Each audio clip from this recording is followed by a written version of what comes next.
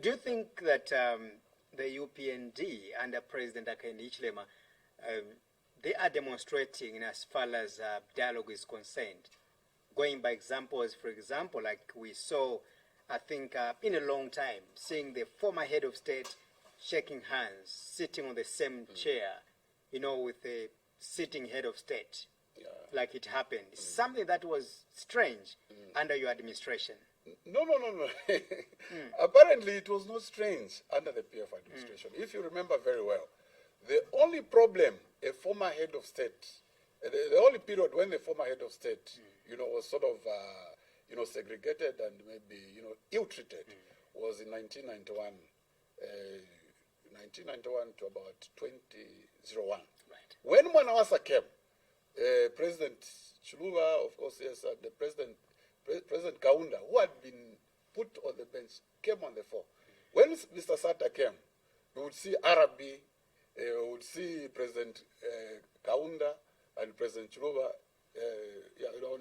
By then the President Chiluba had already left us, at the same table. Now, you see, people have forgotten one thing.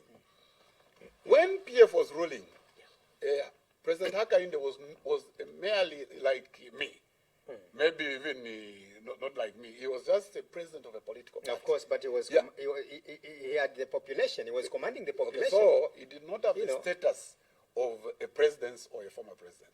Now, Edgar Lungu, you like it or not, whoever would have been president after him, he will be treated like that. So there's nothing spectacular about President Hakainde and President Hakainde inviting and talking. That is how it should be. That is a normal thing. But what about the mistreat, the abuse, the mistreat, the humiliation that you exhibited on the side of President Hakainde Hichilema while in the opposition?